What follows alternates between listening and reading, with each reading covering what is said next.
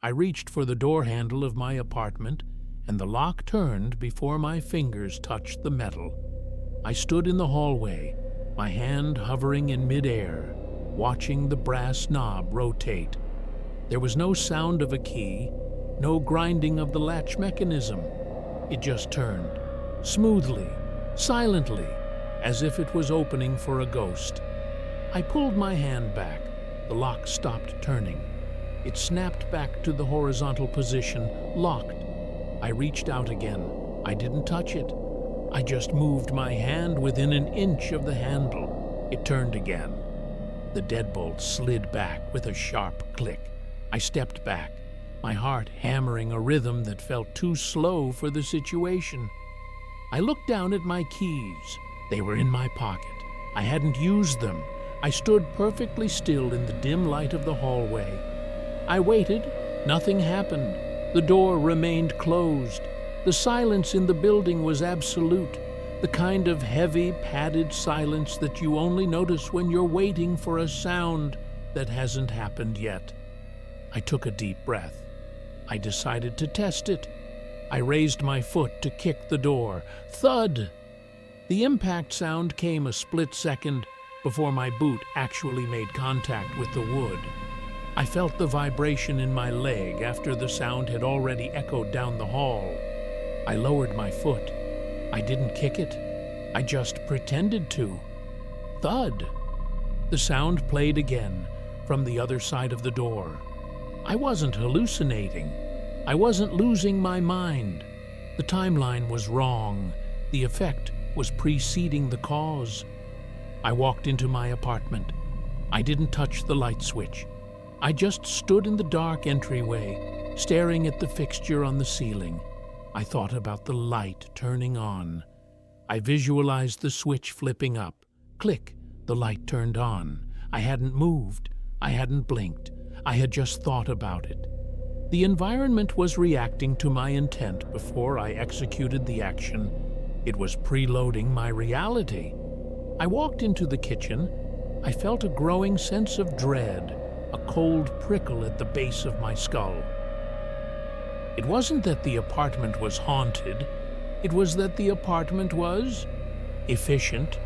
It was skipping the steps where I interact with the physical world and jumping straight to the result. I went to the refrigerator. I reached for the handle. I knew it was going to be cold. Before my skin touched the rubber seal, I felt the chill radiating from the metal. It was anticipating my touch. I opened the door. The light inside the fridge flickered on before the door was even fully open. I took out a carton of milk. I went to the counter. I poured a glass. I watched the white liquid hit the bottom of the glass. Glug! The sound was early. The liquid hadn't reached the bottom yet. The audio was out of sync with the visual. I stood in the kitchen, holding the glass of milk. The air felt thick, like I was moving through water. I felt a distinct sense of lag. I decided to run an experiment. I wanted to do something unpredictable, something the environment couldn't possibly anticipate. I picked up a ceramic plate from the drying rack. I held it over the floor. I squeezed my eyes shut. I tried to clear my mind. I tried not to think about dropping it. I tried to think about catching it, or juggling it, or setting it down gently. I stood there for a full minute, my mind racing with chaotic, unrelated thoughts. Elephants, the color blue, the stock market. I opened my eyes. The plate was lying on the floor, shattered into a dozen pieces. I looked at my hands. I was still holding it. I looked down at the floor. The shards were there. I looked back at my hand. The plate was whole. I dropped the plate. It didn't shatter. It hit the linoleum and bounced once. Clack! It landed intact. The shattered plate on the floor vanished.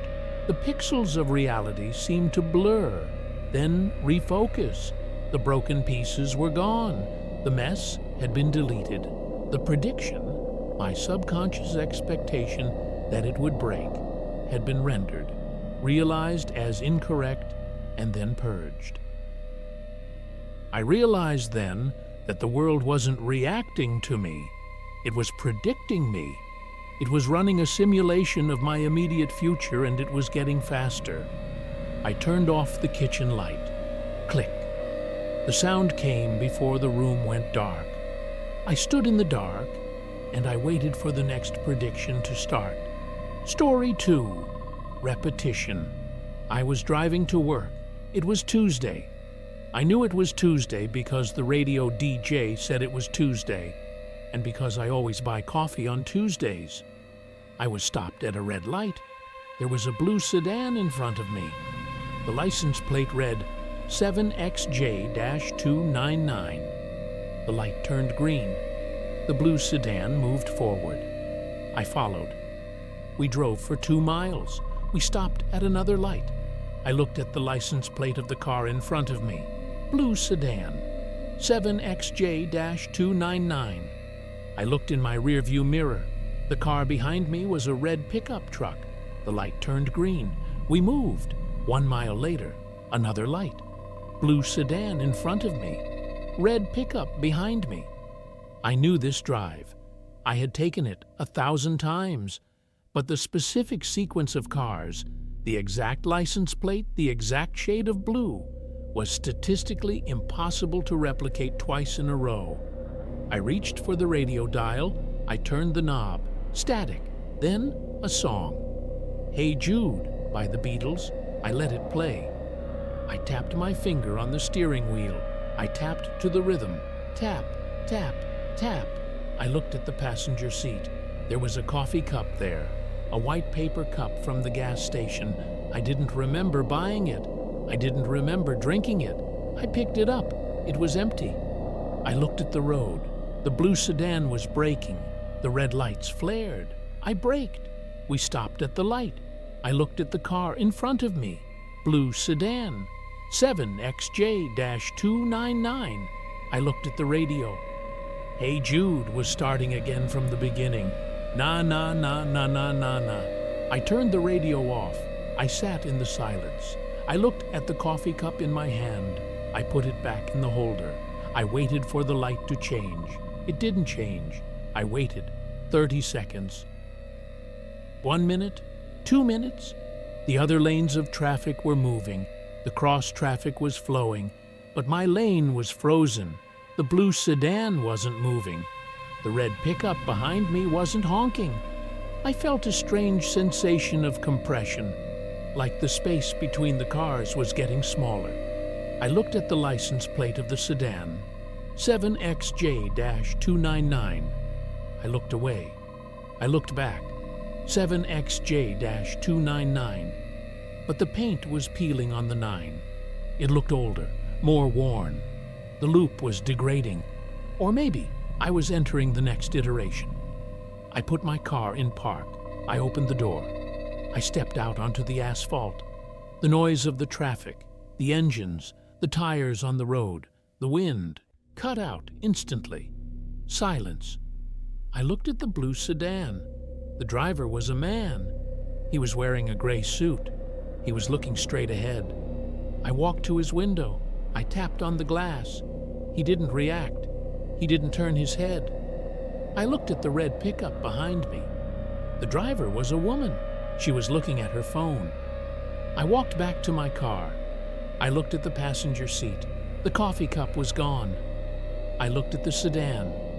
7XJ-299. I looked at the pickup. The woman was looking at her phone, but the phone was a different color, black instead of white. The details were changing.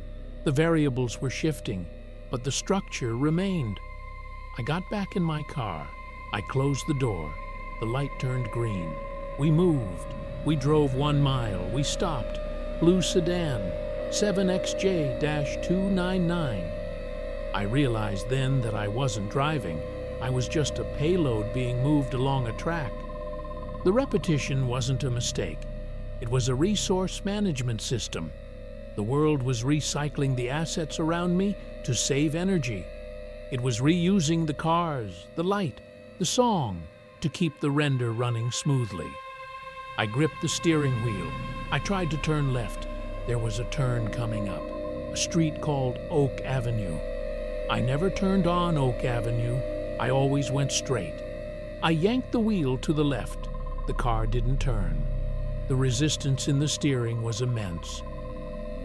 It felt like driving into a wall of concrete.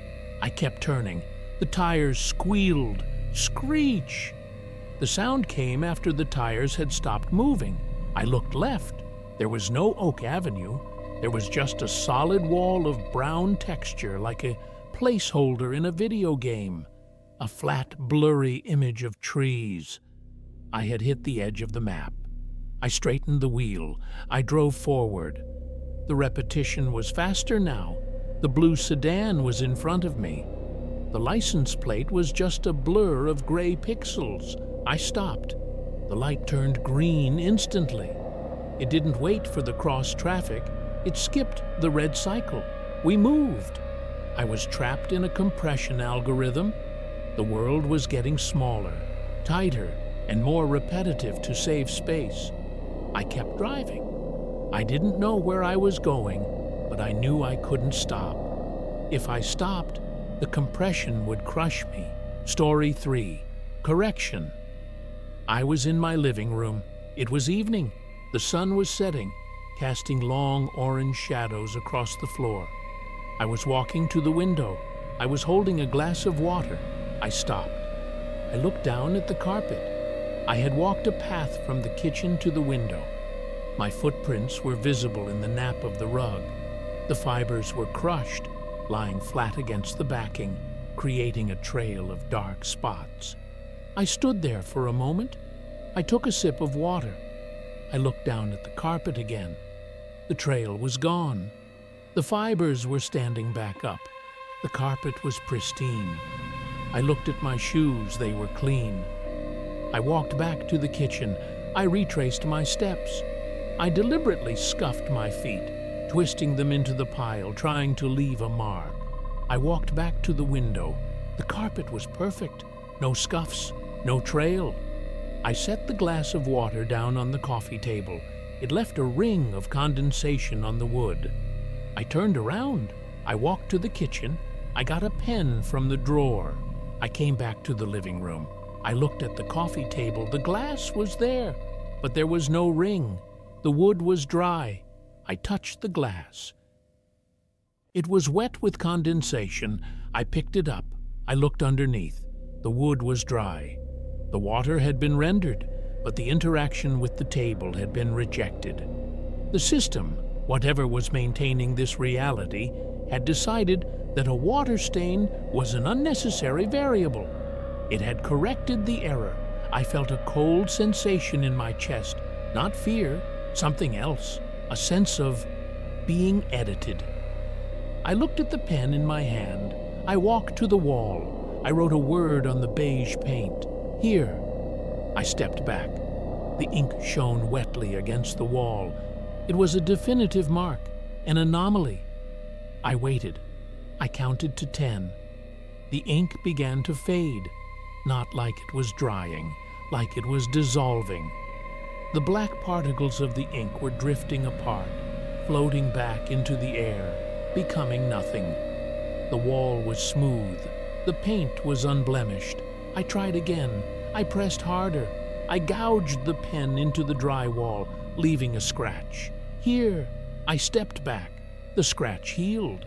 The plaster flowed like liquid, filling the groove, smoothing itself out.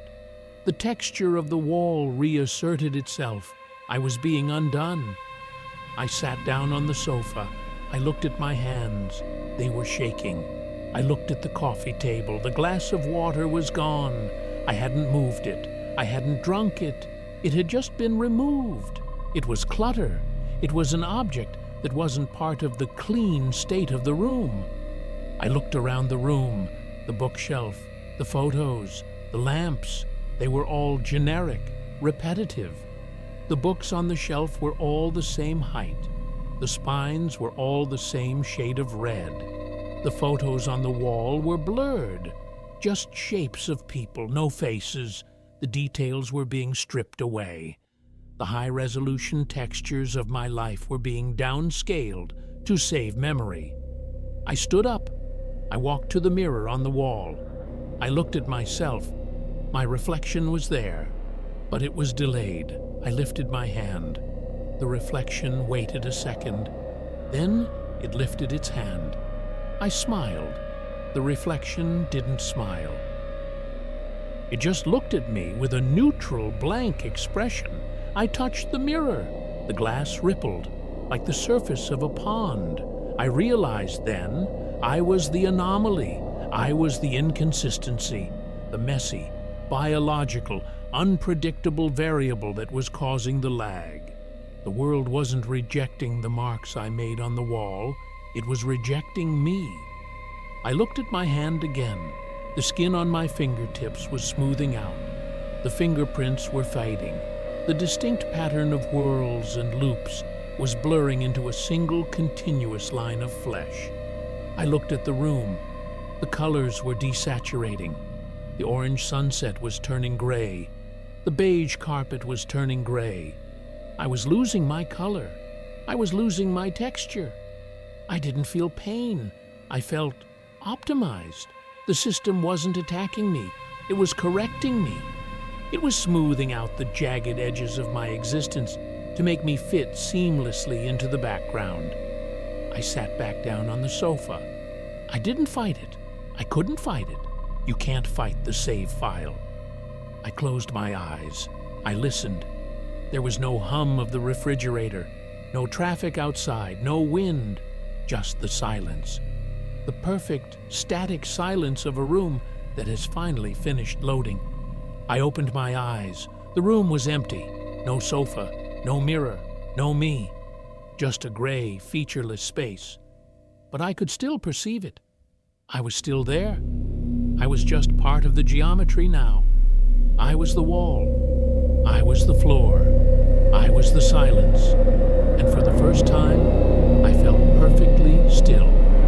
There were no predictions to make, no expectations to meet, no inconsistencies to correct. The world had finally accommodated me. I was the feature.